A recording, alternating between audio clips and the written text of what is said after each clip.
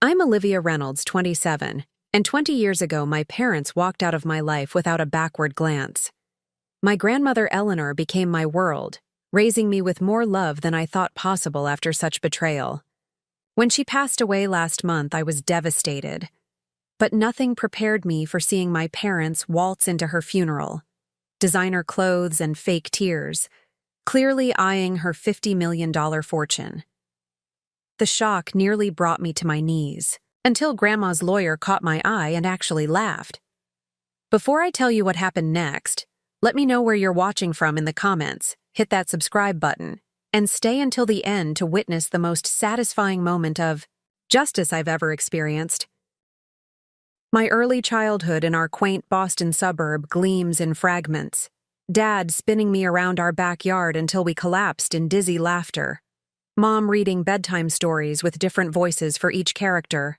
Family picnics where they'd spread a checkered blanket under maple trees. Sarah and Thomas Reynolds seemed like perfect parents. Mom with her warm smile and endless patience. Dad with his booming laugh and piggyback rides. Our modest two-story home buzzed with love and stability, or so I thought. The first hairline. Cracks appeared when I was about 5. Hushed arguments after I'd gone to bed, conversations that would abruptly stop when I entered a room. Money became a whispered word, tossed between them like a grenade with the pin pulled.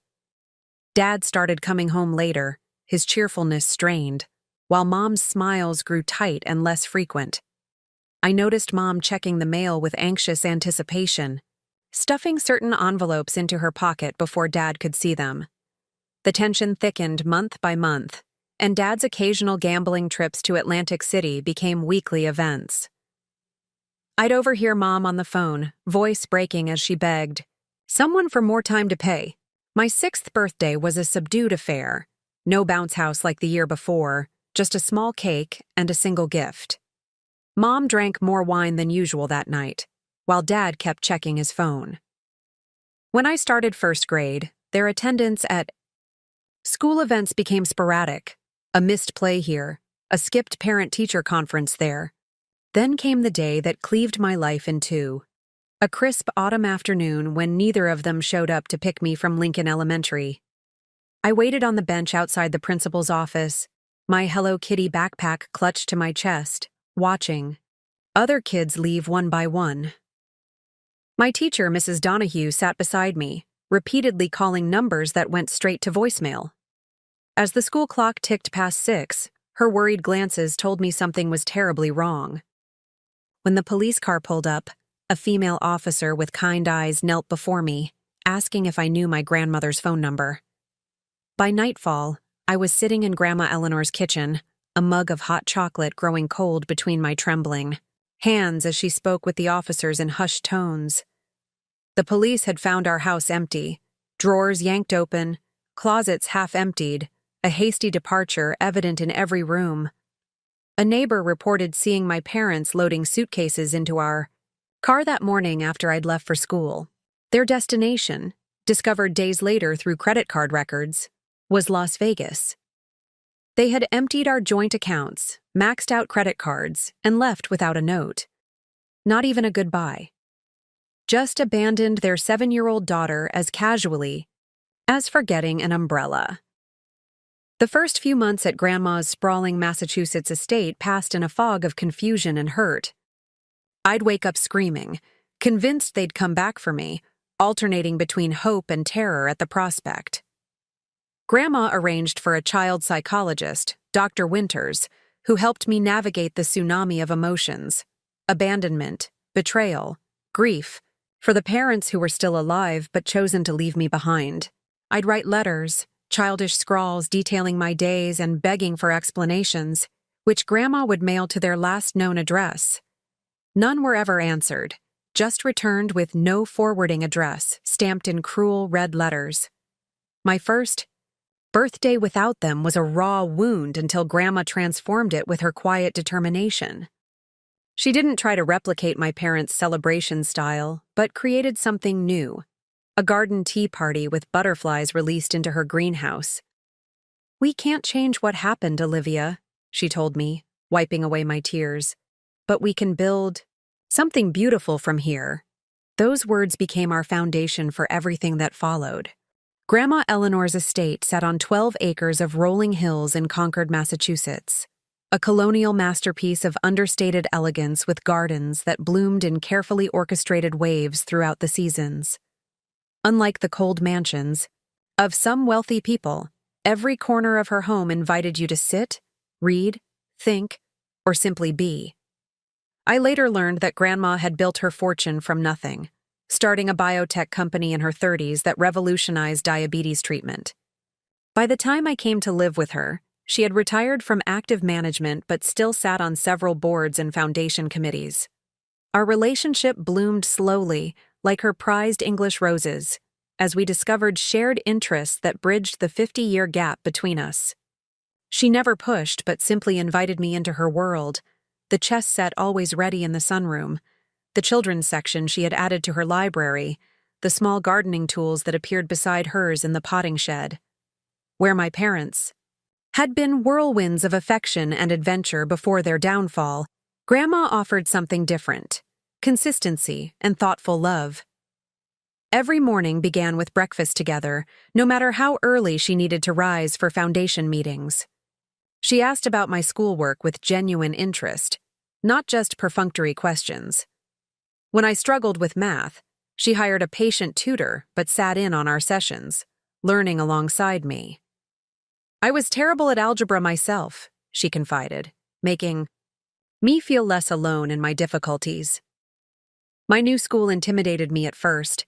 The children seemed more sophisticated, their families established in ways mine had disintegrated. Yet Grandma coached me through social anxieties with practical wisdom. Be interested, not interesting, she'd say.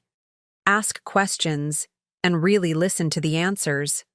Slowly, I made friends, bringing them home to explore the grounds and sample Mrs. Hudson's, our cook's, famous chocolate chip cookies. Grandma attended every school event, plays, science fairs, parent conferences, arriving early and always bringing her famous handwritten notes of congratulations regardless of how I'd performed. Showing up, she told me, is 90% of love. Christmas, which I dreaded that first year without my parents, became transformed through Eleanor's thoughtfulness. Rather than recreating my family's traditions, which would only highlight their absence, she established new ones.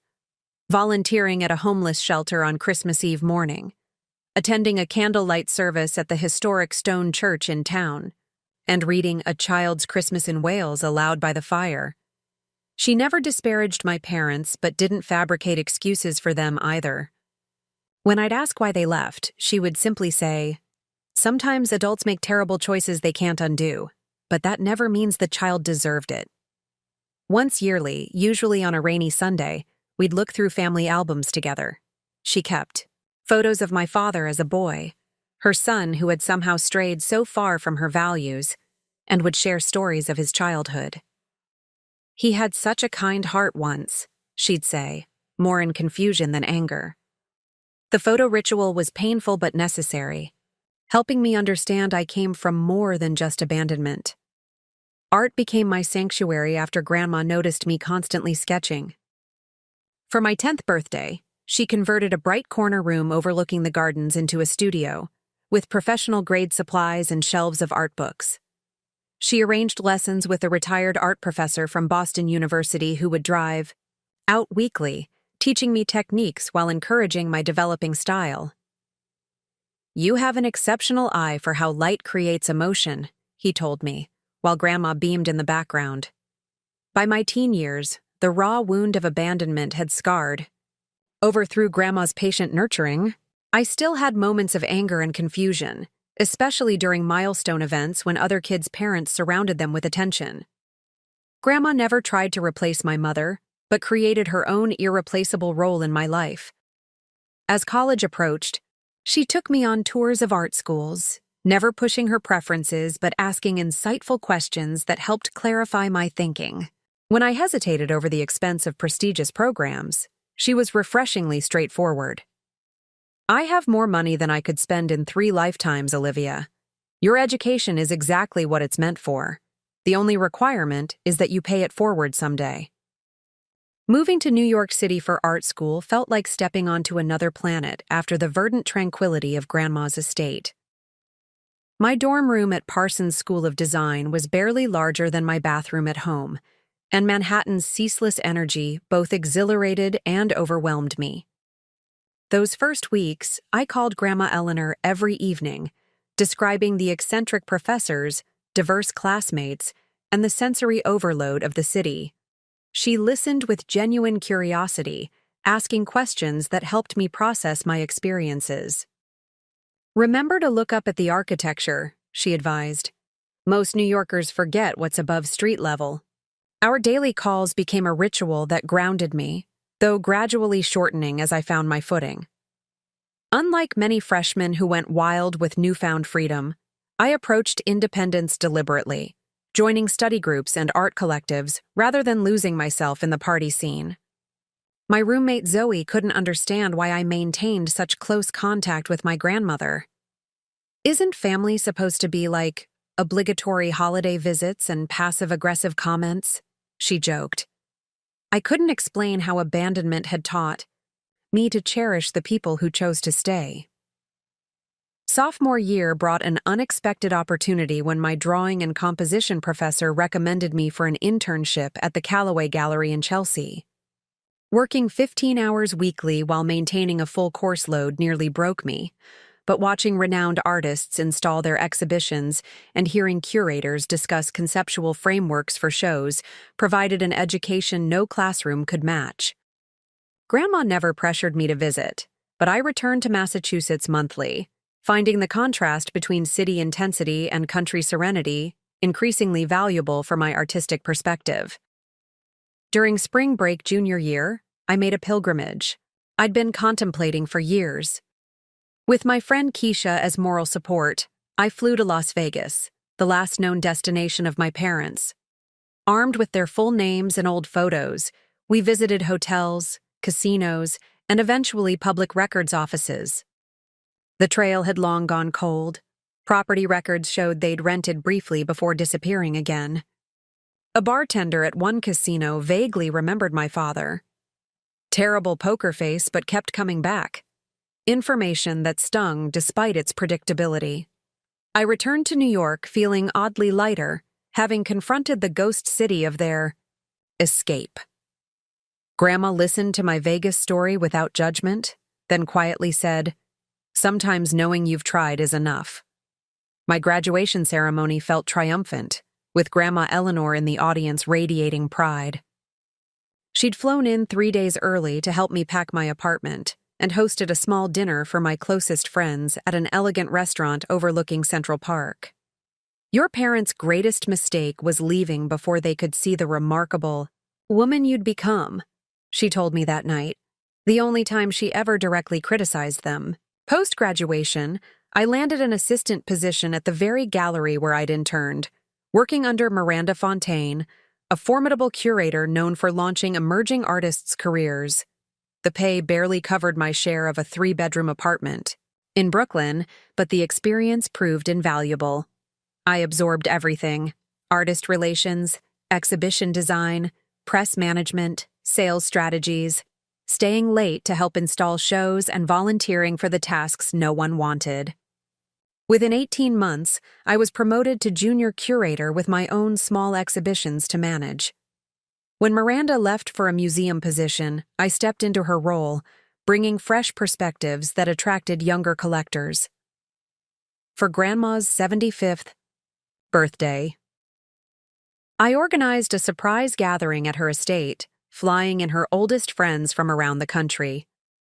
Though always elegant, Eleanor wasn't one for extravagant celebrations, but her face illuminated with joy seeing beloved faces from different chapters of her life together in one room. As my career solidified, a new dream took shape. Opening my own gallery focusing on emerging artists exploring themes of identity and belonging. When I shared this vision with Grandma during our weekly Sunday calls, she immediately offered financial backing. "I believe in your eye and your ethics," she said simply. What touched me most was her insistence on formalizing the arrangement with proper business plans and loan documents. "Not because I don't trust you," she explained, "but because I respect you as a professional." My gallery, Perspective, opened in a renovated industrial space in Brooklyn's Dumbo neighborhood, featuring 6 unknown artists whose work examined cultural displacement. The opening night exceeded expectations, with sales surpassing my modest projections and reviews highlighting the curatorial confidence that belies Reynolds' youth. Grandma attended wearing a striking cobalt dress, charming critics and collectors alike while deflecting attention back to the artists.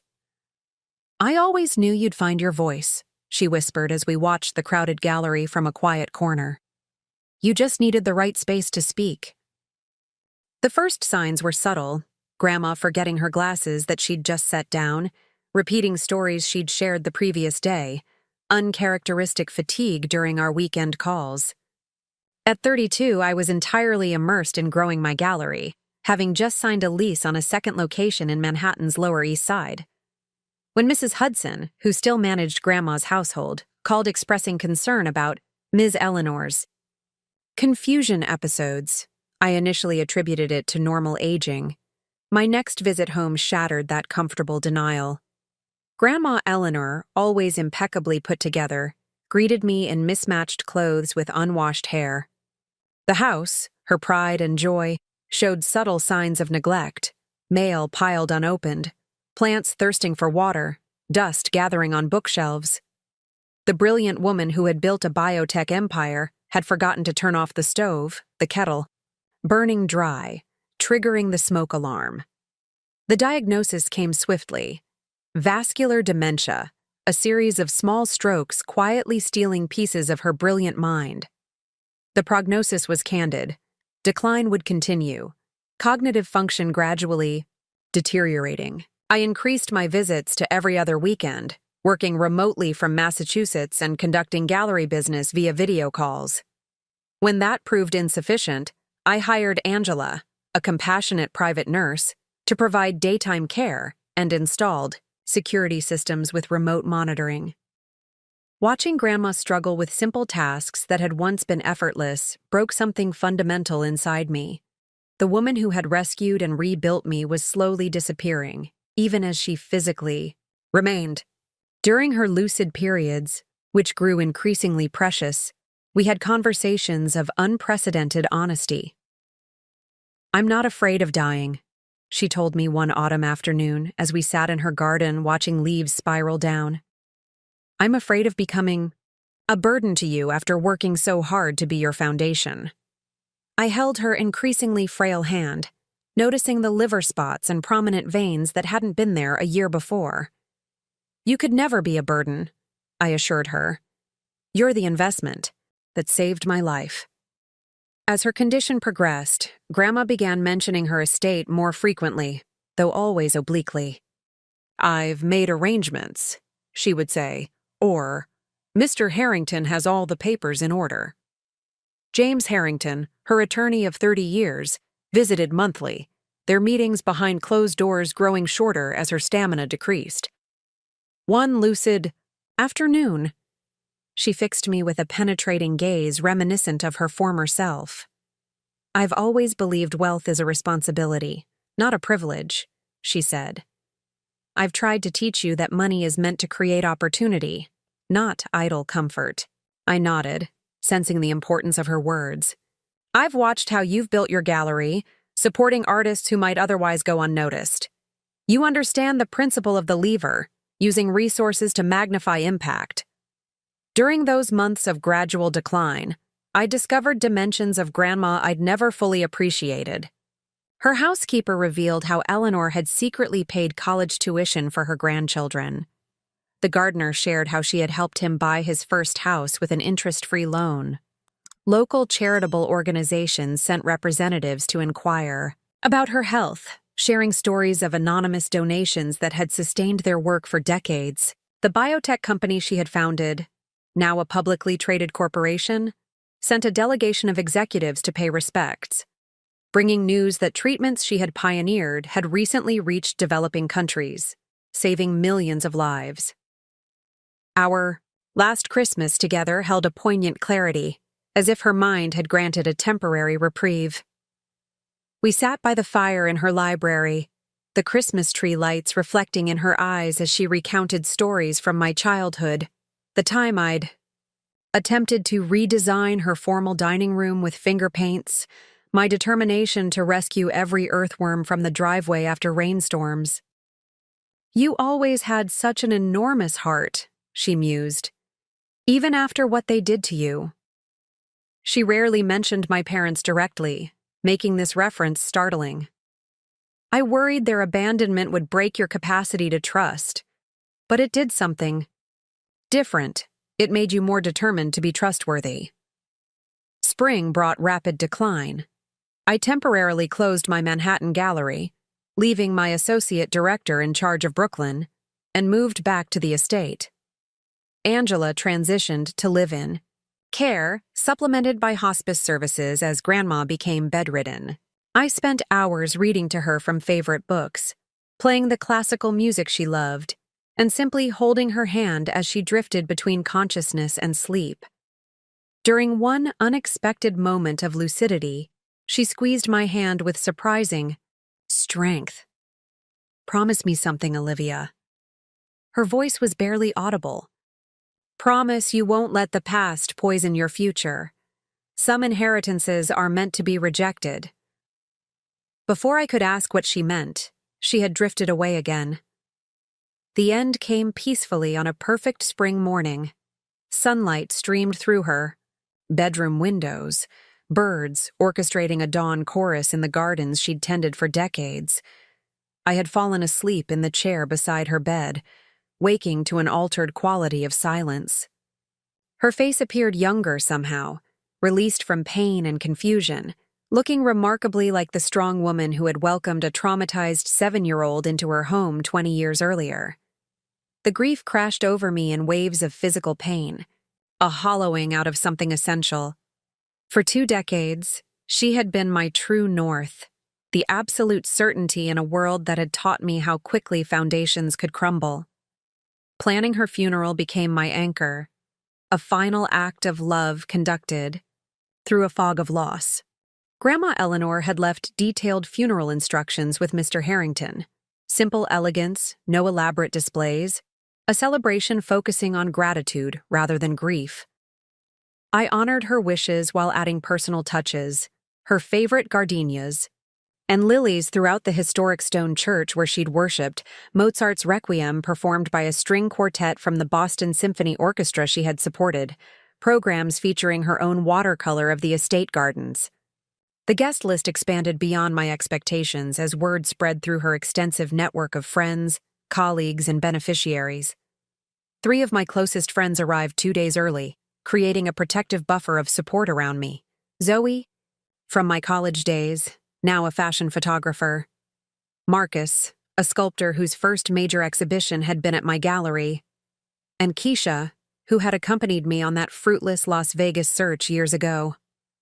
The local newspaper had published a respectful obituary detailing Eleanor's business achievements and philanthropy, mentioning her approximate fortune estimated at $50 million, which would presumably pass to her only grandchild, Olivia Reynolds, following the tragic abandonment by her parents 20 years prior. I hadn't considered how this public information might reverberate beyond our community. The day dawned clear and warm, spring sunshine illuminating the church's stained glass windows, casting rainbow patterns across the gathering mourners. I greeted each arrival personally, drawing strength from the stories they shared. How Grandma had quietly funded medical treatment for an employee's child, provided startup capital for women entrepreneurs when banks wouldn't, preserved local, historical buildings through anonymous donations. The church had nearly filled when a sleek black Bentley with tinted windows pulled into the circular drive, conspicuously late and drawing attention. Something in my chest constricted, an animal instinct of approaching threat. The driver opened the rear door, and they emerged, almost unrecognizable yet instantly familiar, like characters from a half-forgotten nightmare. Thomas Reynolds, my father, His once dark hair, now silver at the temples, wore an impeccably tailored charcoal suit with subtle pinstripes, a platinum watch catching the sunlight. Beside him stood Sarah, my mother, her blonde hair expertly colored and styled, face remarkably unlined thanks to what was clearly skilled cosmetic surgery, her black designer dress hugging a slender figure maintained through obvious effort. 20 years compressed into a heartbeat as they approached, expressions practiced into appropriate solemnity that never reached their calculating eyes. My father reached me first, extending manicured hands to grasp mine before I could react. "Olivia," he said, voice catching in what might have passed for emotion to anyone who hadn't known him before. "Our deepest condolences on the loss of your grandmother." The formal phrasing, the careful distance of your grandmother, rather than my mother, revealed volumes. My mother moved forward, performing a perfect approximation of grief, head tilted, to express sympathy while carefully preserving her makeup. "She was an extraordinary woman," she offered, as if commenting on a casual acquaintance rather than the mother-in-law whose child she had abandoned. "Family should come together in times like these." The word family in her mouth tasted like poison. Keisha appeared at my side, sensing my shock, her arm slipping protectively around my waist. "Olivia needs to greet other guests," she said, firmly. "Perhaps you should find seats." My father pressed a business card into my palm with surprising force. "We're staying at the Ritz-Carlton in Boston. We should talk about family matters after all this." He gestured vaguely toward the church. Blood is thicker than water, after all. Throughout the service, I felt their presence like a physical weight, seated prominently in the third row where they could be seen by all, performing grief with occasional dabs at dry eyes. I caught my father checking his watch twice during the eulogy delivered by Grandma's oldest friend. When the minister invited attendees to the reception at the estate, I overheard my father asking the funeral director in hushed tones about the reading of the will and probate procedures in Massachusetts. The reception passed in a blur of condolences and shared memories, my parents working the room like politicians, introducing themselves to Grandma's wealthy friends with practiced charm. "We're Olivia's parents," they'd say, as if this 20-year absence was a minor detail. I avoided direct interaction until my mother cornered me in the library, clutching a crystal flute of champagne. "We should have dinner tomorrow, just the three of us," she suggested, voice honeyed with false warmth. "We have so much catching up to do." I studied her face, searching for any trace of the mother who had once kissed my scraped knees and read me stories. 20 years is a long time to catch up over dinner," I replied evenly. "I'm afraid I have prior commitments with the estate attorney." Her smile tightened almost imperceptibly.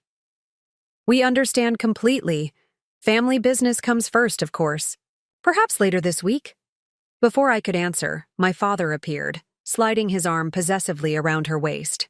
"Your grandmother's house is magnificent," he commented, eyes scanning the valuable antiques and artwork. "Been in the family long?" The predatory assessment in his gaze told me everything about their sudden reappearance. As guests gradually departed, my parents lingered until last, making a show of offering help that was transparently insincere. At the door, my father pressed his business card into my hand again, having noticed I'd accidentally left the first one on a serving tray. "Call us tomorrow," he insisted. "Family should face these difficulties together." As their Bentley pulled away, Keisha stood beside me on the porch. "Those are the people who left you waiting at school?" she asked, voice tight with protective anger. I nodded, watching the car disappear down the long driveway. "They smell money," I said simply. "They always did." Mr. Harrington scheduled the will reading for 10 o'clock the following morning in Grandma's home office, a warm, book-lined room where she had managed her business affairs for decades. I arrived early, finding comfort in the familiar space. Her reading glasses still perched on the antique desk, the faint scent of her gardenia perfume lingering in the air. James Harrington, silver-haired and precise in his movements, had been Grandma's attorney and friend for over 30 years. He greeted me with grandfatherly warmth, clasping both my hands in his. "Eleanor was immensely proud of you," he said, quietly. "More than you'll ever know." My parents arrived exactly on time, dressed in expensive but appropriately subdued attire, my father wearing a different yet equally costly watch, my mother's diamond earrings catching the morning light. They offered performative embraces I couldn't avoid without causing a scene, murmuring platitudes about family healing and new beginnings that rang hollow against the 2-decade void of their absence. Mr. Harrington directed everyone to the comfortable leather chairs arranged before the desk, maintaining professional courtesy while avoiding unnecessary warmth toward my parents. "Before we begin," he said, arranging his papers with methodical precision, "I should note that Eleanor revised her will multiple times over the years, most recently 6 months ago when her health began to decline. She was of completely sound mind, with 2 physicians and a psychological evaluation confirming her competence." He looked pointedly at my father, who shifted uncomfortably. "The legal documentation is extraordinarily thorough." The formal reading began with standard legal phrasing that caused my parents to exchange impatient glances, my father repeatedly checking his watch while my mother maintained a practiced expression of mournful attention. When Mr. Harrington mentioned the total value of the estate, approximately $53 million in liquid assets, real estate, and investment portfolios, my father leaned forward imperceptibly, a muscle tightening in his jaw. Mother's hand moved to rest on his knee, a restraining gesture disguised as affection. Mr. Harrington detailed several smaller bequests first: generous provisions for longtime staff, donations to Grandma's favorite charities, specific artworks to museums, and friends. With each distribution that didn't involve my parents, their expressions grew increasingly strained beneath their veneer of solemnity. Then Mr. Harrington placed a small digital recorder on the desk. Eleanor requested that this portion of her wishes be delivered in her own voice. He pressed play, and suddenly Grandma's clear, strong voice filled the room. Not the frail whisper of her final days, but the confident tone I remembered from my childhood. "If you're hearing this recording," she began, "I've left this world, hopefully having used my time wisely. Distributing one's earthly possessions is a solemn responsibility, requiring careful consideration of both justice and mercy." My parents leaned forward in synchronized anticipation as she continued. 20 years ago, my son Thomas and his wife, Sarah, made a choice that fundamentally altered the course of many lives, most significantly that of their 7-year-old daughter, Olivia. They abandoned their child, their responsibilities, and their basic human decency when they departed without warning, emptying bank accounts and disappearing. Perhaps they believed they would eventually return, or perhaps they simply didn't consider the consequences of their actions. Regardless, their decision created an unexpected blessing in my life: the privilege of raising Olivia, who has brought more joy, purpose, and pride than I ever thought possible in my later years. My father's face flushed crimson while my mother's complexion paled beneath her perfect makeup. Grandma's recorded voice continued steadily. "I believe that people reveal their true characters not through their words, but through their consistent actions over time. For 20 years, I have observed Olivia's determination to build a meaningful life despite profound betrayal. I have watched her extend kindness to others even when she received cruelty. I have witnessed her create beauty from pain through her art and her gallery. Most importantly, I have seen her define family not through blood, but through love, loyalty, and presence." Mr. Harrington's expression remained professionally neutral, but I caught the slight upward curl at the corner of his mouth as he observed my parents' mounting discomfort. The recording continued, Grandma's voice growing more determined. "Therefore, after considerable reflection, I have made the following decisions regarding the remainder of my estate." My father gripped the armrests of his chair, knuckles whitening with tension. To my granddaughter, Olivia Catherine Reynolds, I bequeath the entirety of my financial holdings, investment portfolios, and business interests to be held in trust and managed by Harrington Associates until her 35th birthday, at which point full control will transfer to her discretion. Additionally, I leave her this property, including the main house, grounds, and all contents therein, with the hope that this place which sheltered her after abandonment will continue to be her sanctuary and home for as long as she desires. My mother made a small, strangled sound in her throat, quickly disguised as emotional response to Grandma's generosity. Furthermore, the recording continued, I established the Eleanor Reynolds Foundation for Artistic Development with an endowment of $10 million to be directed by Olivia according to the mission statement we developed together, supporting artists exploring themes of resilience, transformation, and human connection. There was a brief pause on the recording, and I could almost visualize Grandma taking a steadying breath. To my son, Thomas Reynolds, and his wife, Sarah Reynolds, I return the family photo albums and scrapbooks containing pictures of their life with Olivia before their departure, which I've preserved all these years in hopes they might someday wish to remember the child they left behind. Additionally, I bequeath to each of them the sum of $1, which is $1 more than they have invested in their daughter's life for the past 20 years. Mr. Harrington's professional demeanor cracked slightly as an unmistakable laugh escaped him, brief but distinct, at the shock that transformed my parents' faces. Grandma's voice delivered the final blow. I make this decision not from vengeance, but from justice. The universe operates on balance, and one reaps what one sows. Thomas and Sarah chose to abandon their greatest treasure. It would be inappropriate to reward such profound moral failure with financial gain. My father exploded from his chair, face contorted with rage. This is absolutely outrageous. I'm her son, her only child. She can't just cut me out of my rightful inheritance. Mr. Harrington calmly gathered his papers, entirely unruffled by the outburst. I assure you, Mr. Reynolds, she absolutely can. And she absolutely did. The will has been properly executed with multiple witnesses, including 2 independent psychiatric evaluations confirming Eleanor's mental competence. Connecticut law gives testators broad discretion in distributing their estates. My mother's carefully constructed poise crumbled into naked calculation. We'll contest it, she hissed. Designer. Purse clutched like a weapon. No court will uphold this vindictive nonsense. We're her closest living relatives by blood. Mr. Harrington's smile remained professionally pleasant, but his eyes hardened.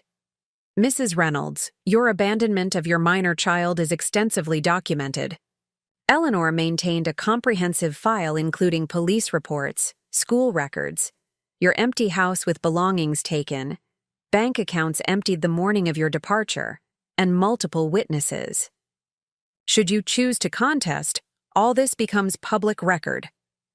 Additionally, he added, removing another document from his portfolio, Eleanor recorded multiple attempts to locate you over the years through private investigators, all documented. Here, along with evidence you deliberately concealed your whereabouts from your daughter. He regarded them coolly. I would not recommend litigation as a productive avenue.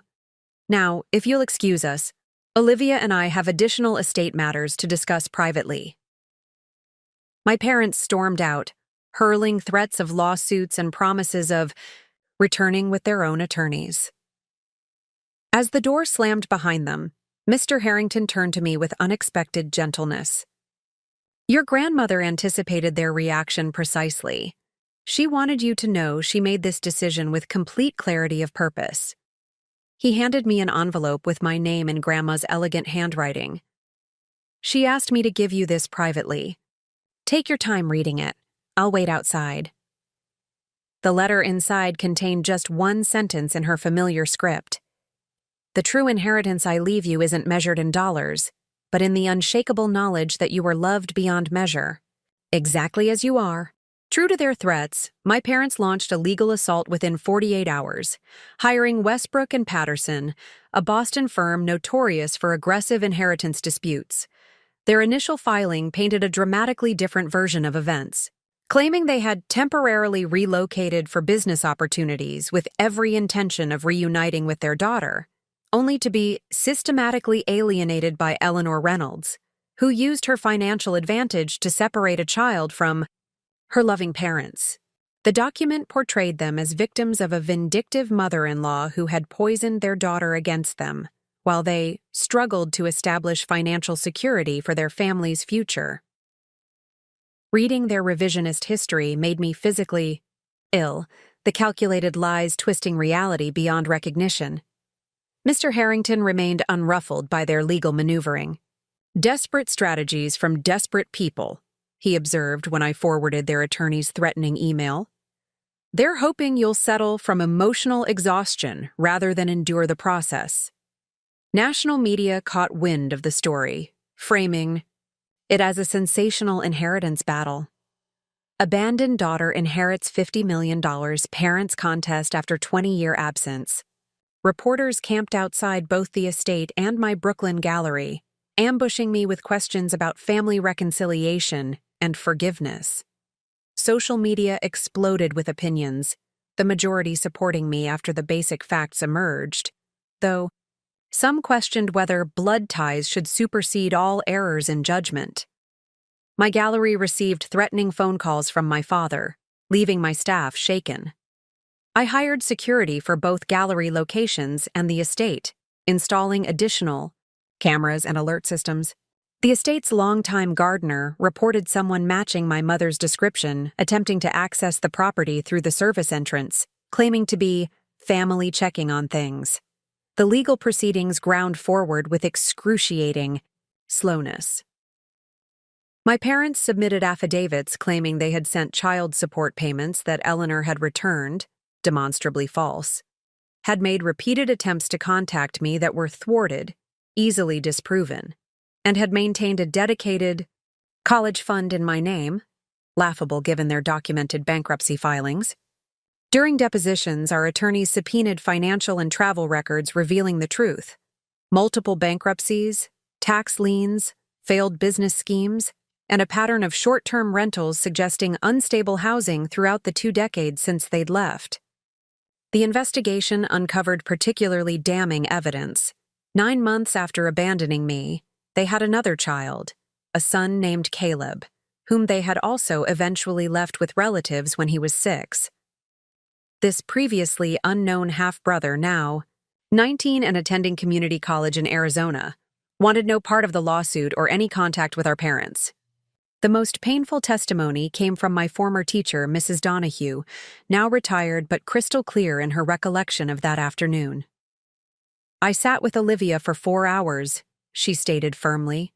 She kept saying, 'They're just late,' even as the school emptied and darkness fell. The absolute trust in her eyes gradually transforming to fear is something I've never forgotten."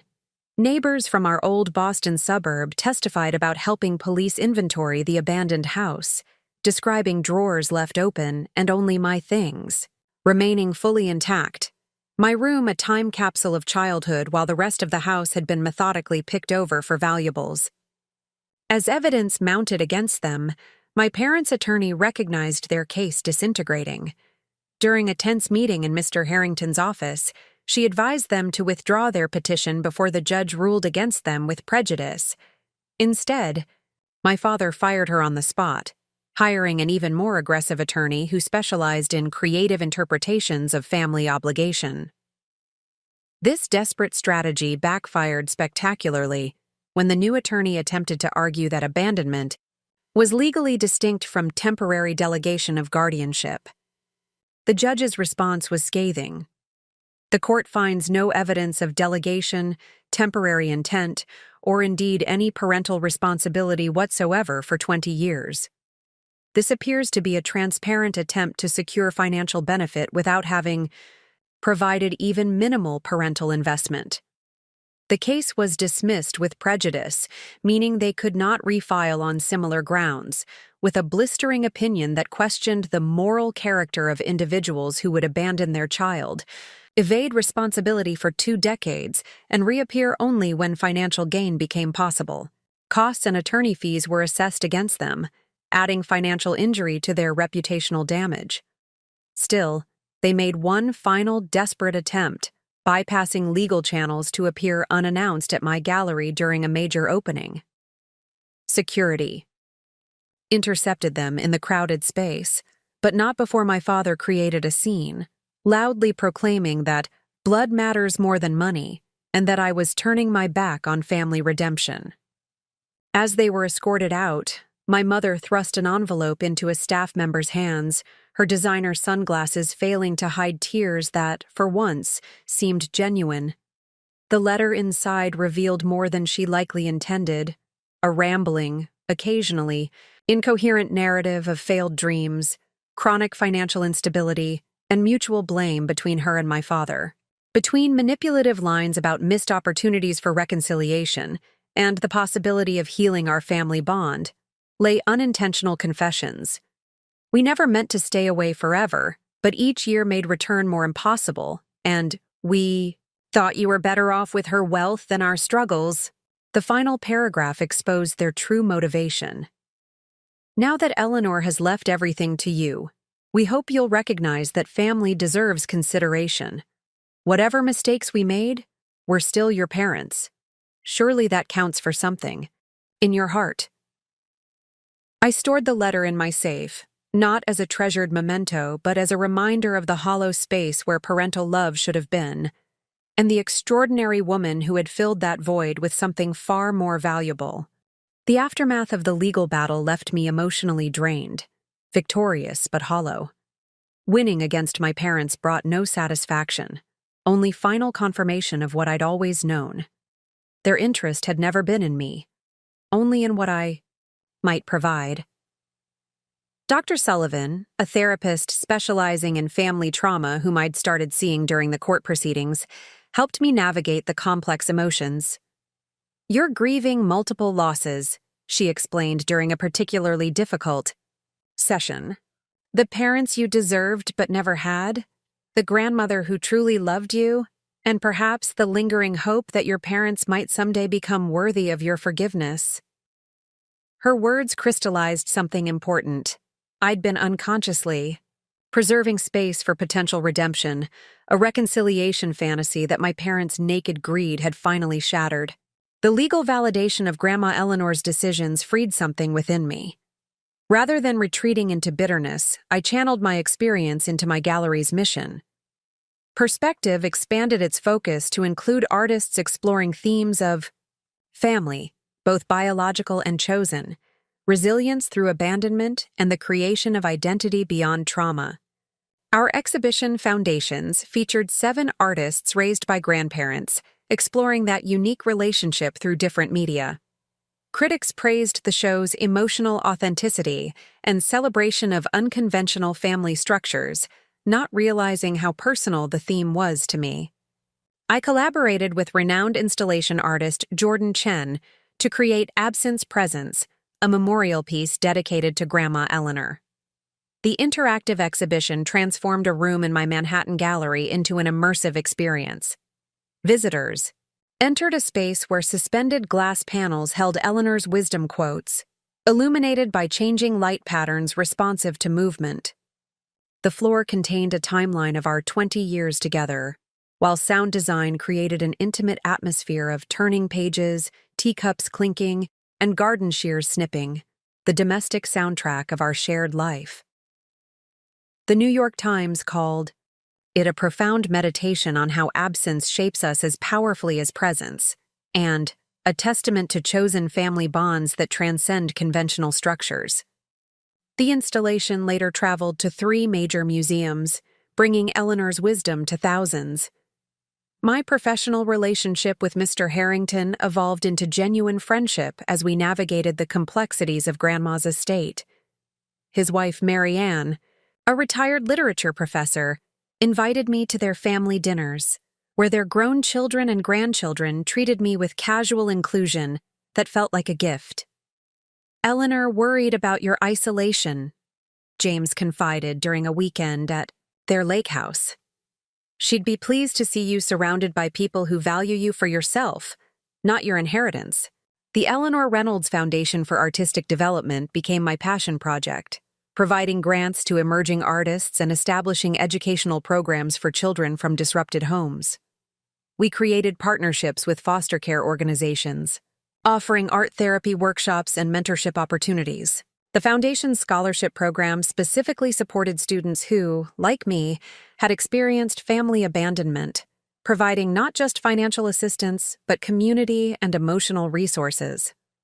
With the legal battles behind me, I finally returned to Grandma's estate, my estate now, with fresh eyes.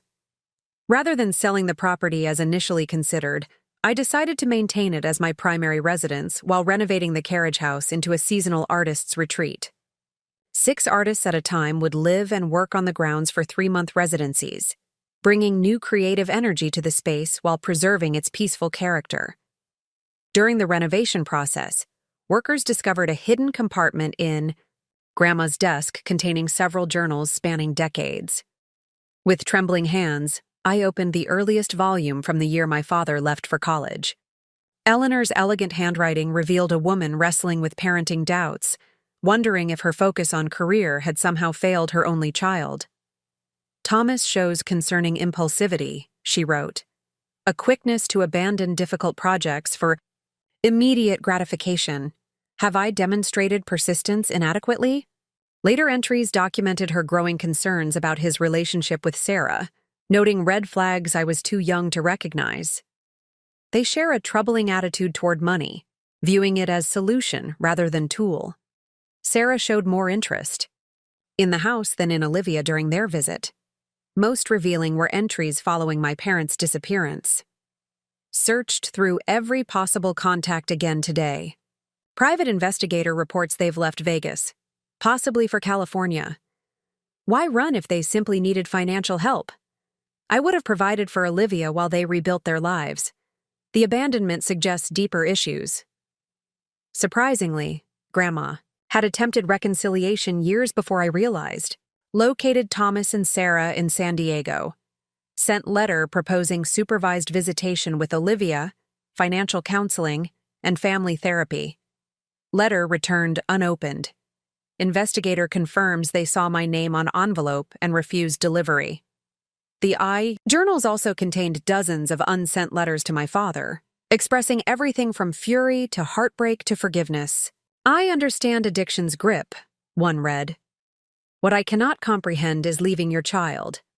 Olivia asks about you less frequently now, the wound scarring over. Whatever happened between us, she deserves better. Reading these private thoughts, I finally understood the multi-generational patterns at play.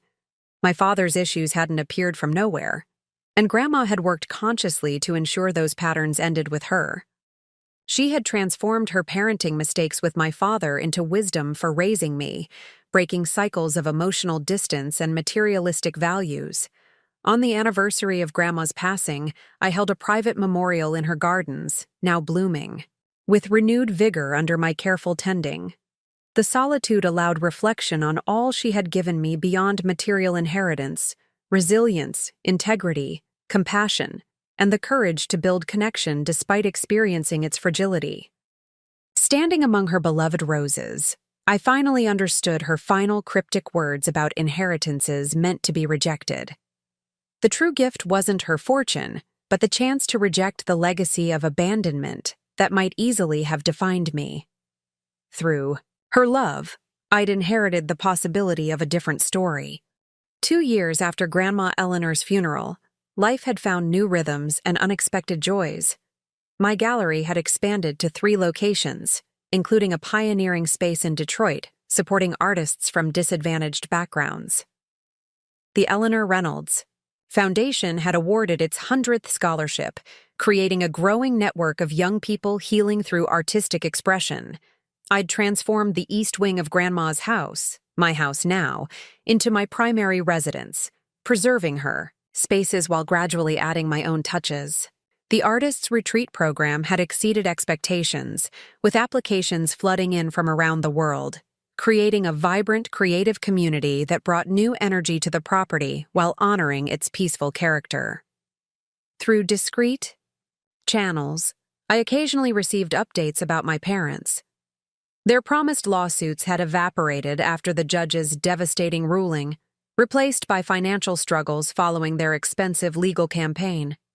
They had separated briefly, reunited, then separated again. Their relationship apparently as unstable as their other life choices. My father had faced gambling-related charges in Nevada, while my mother had moved to Arizona, possibly attempting to connect with my half-brother Caleb, who apparently wanted nothing to do with her. Through Mr. Harrington, I arranged anonymous financial assistance, not directly to them, but ensuring their basic needs were met through third-party services. Not because they deserve it, I explained to Dr. Sullivan during therapy, but because I refuse to let their choices determine mine. Grandma taught me that generosity isn't about the recipient's worthiness, but the giver's character. The wound of abandonment had transformed from crippling pain to occasional melancholy, a scar that recorded history without determining my future. The greatest surprise came through my foundation work when I met Daniel, a children's art therapist whose parents had died in an accident when he was 12. His approach to loss differed from mine. Where I had channeled pain into ambition, he had developed extraordinary empathy for children navigating grief. Our professional collaboration evolved slowly into friendship, then into something deeper. Unlike previous relationships where I'd maintained careful emotional distance, with Daniel, I found myself sharing vulnerable truths about abandonment, about fears of inadequacy, about the complicated legacy of being Eleanor Reynolds' heir. His response was neither pity nor fascination with my wealth, but genuine understanding of how childhood upheaval shapes adult perspectives. Family isn't about perfect circumstances, he told me one evening as we walked through Grandma's gardens, now bursting with spring blooms. It's about who chooses to stay when staying gets difficult. On a crystal-clear autumn morning, I visited Grandma's grave, bringing flowers cut from the gardens she had lovingly designed. The simple granite marker bore her name, dates, and the quote she had selected, "Love is the only true inheritance." Sitting beside her resting place, I reflected on everything that had unfolded since her passing. The inheritance she had left me extended far beyond the millions that had drawn my parents back like vultures. The true bequest was the understanding. That family has nothing to do with DNA and everything to do with consistent presence, with showing up day after day, with choosing love even when it's difficult. My parents had taught me how easily people can walk away. Grandma Eleanor had shown me the transformative power of someone who chooses to stay. The abandonment that could have defined my life had instead become merely the opening chapter of a much richer story. The parents who left me waiting at school couldn't have imagined that their daughter would not only survive, but thrive, building a life of purpose and meaning beyond their narrow vision. The greatest irony was that in leaving me behind, they had inadvertently delivered me to the woman who would become my true parent in every way that matters. Standing to leave, I placed my hand on Grandma's headstone, feeling connection beyond physical presence. "The fortune they wanted pales compared to what you really gave me," I whispered to her memory. As I walked back through the gardens towards home, a cardinal, Grandma's favorite bird, swooped across my path, its brilliant red flash against autumn foliage momentarily breathtaking. I smiled at the coincidence, or perhaps the sign, feeling deep gratitude for a life that had transformed abandonment into abundance. If you've stayed with me through this journey, I'd love to know. Have you ever had someone enter your life who helped heal a profound wound? How did they change your understanding of what family truly means? Share your thoughts in the comments below. And if this story touched you, please like, subscribe, and share to help others who might be healing from similar experiences. Thank you for witnessing my story. May we all find the strength to build beauty from our broken places.